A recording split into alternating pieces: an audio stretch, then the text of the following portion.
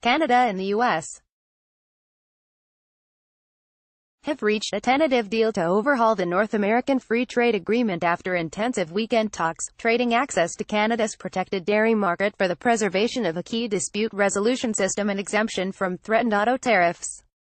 President Donald Trump signed off on the agreement late Sunday night, said four sources with knowledge of the closed-door negotiations.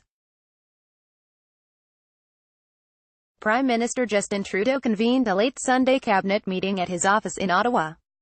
The Mexican Economy Ministry, meanwhile, said it presented text of the preliminary deal to the Mexican Senate. NAFTA will be renamed the United States-Mexico-Canada Agreement, or USMC, with the United States posting the text of the agreement online. Mr. Trump had previously indicated he wanted to do away with the phrase NAFTA. Story continues below. Advertisement. Read the full text of the agreement. Campbell Clark. Canada made concessions on NAFTA but New Deal avoids major damage to economy. Globe. In Mexico City, Mexico may have lost most with new NAFTA deal, but calls it a win. In a statement late Sunday, Foreign Affairs Minister Chrystia Freeland confirmed that Canada and the United States had settled upon a new, modernized trade agreement for the 21st century, the United States-Mexico-Canada Agreement. Canada preserved the Chapter 19 dispute settlement provision, satisfying Mr. Trudeau's long-standing red line in the negotiations. The deal will also keep in place protections for Canadian cultural industries. Mr. Trump, for his part, gained the right for American farmers to sell more products into Canada's tightly controlled supply-managed dairy system, his major trade complaint with Canada over the last year and a half. Three sources said a side agreement would see the Trump administration guarantee it will not impose tariffs on most auto imports from Canada. Story continues below. Advertisement. The deal would also allow Canadian consumers to purchase 5 times more foreign merchandise online without paying import duty than they are currently allowed, the two sources said.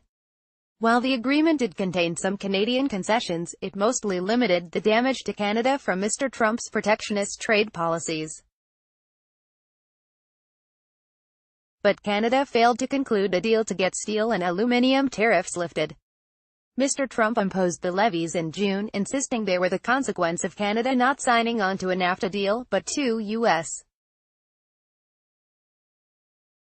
officials speaking at a background briefing said there was no agreement to lift them despite Canada agreeing to the deal. Those officials said there have been negotiations over the tariffs, but they have not reached a conclusion. Canada also agreed to increase protections for pharmaceutical patents to 10 years, a significant victory for the U.S. in an area it has long pushed Canada on, the U.S. official said. Canada has long resisted increasing protections for pharma in order to keep drug prices low and help its own generic drug industry. The U.S. dropped a major demand to gut Chapter 20, a different dispute resolution provision, and it will instead remain exactly as it is now, the U.S. official said. Chapter 11, however, will be phased out between the U.S. and Canada, the official said. The provision had allowed corporations to sue governments at special tribunals for interfering in their business.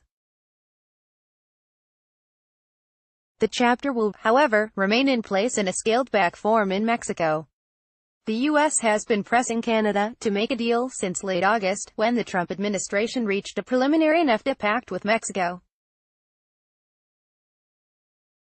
Mr. Trump wants to send text of the deal to Congress Monday, starting a 60-day countdown to a final signing.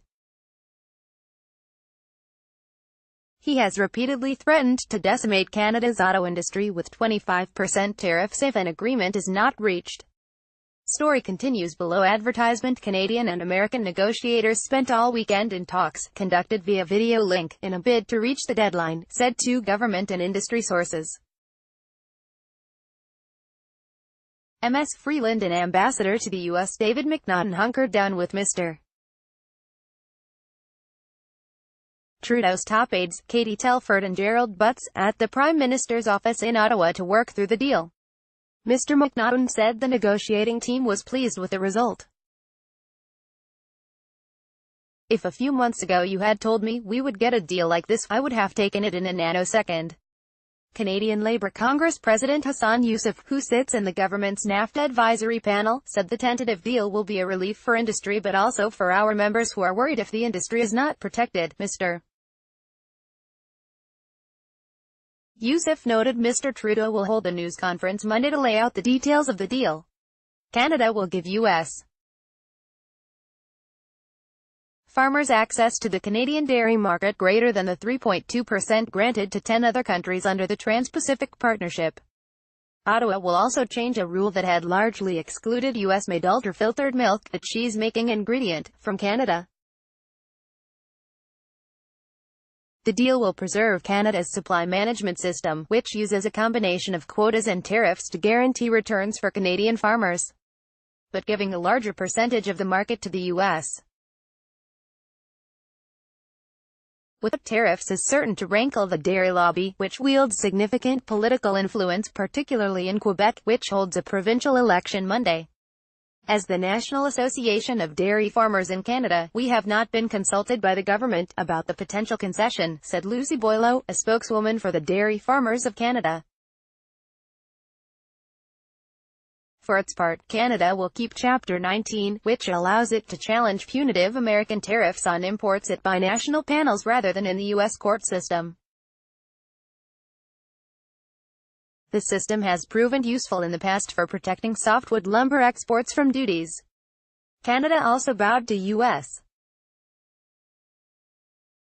demands to raise its de minimis threshold, the amount of online merchandise consumers can buy across international borders without paying import duty, from $20 to $100, said the sources. The move, which was opposed by the Canadian retail industry, was agreed to by Canada in exchange for still being able to collect sales tax on the purchases, a source said. The framework deal also includes a side agreement to have Mr. Trump exempt Canadian autos from future levies. In exchange, Canada agreed to an auto quota system similar to one Mexico accepted in August, said two industry sources. Under the terms of the deal, all Canadian-made autos and auto parts under a specific quota, which is higher than current export levels, are exempted from any possible Section 232 national security tariffs. In addition, any Canadian-made autos that exceed the quota but that meet stringent new auto content rules would also be exempted. Therefore, Washington could only impose tariffs on autos that exceed the cap and fail to meet the new rules. One U.S. industry source briefed on the talks said Canada and the U.S. had discussed quotas or export restrictions on steel and aluminum, which designed to exempt current Canadian exports while discouraging steel and aluminium from other countries being routed through Canada into the U.S. market. Jesus Ciotti Curry, the chief negotiator representing Mexico's president-elect, Andrés Manuel López Obrador, said he was delighted and relieved with it was a trilateral deal. The fact that Canada is in will be very popular across the board.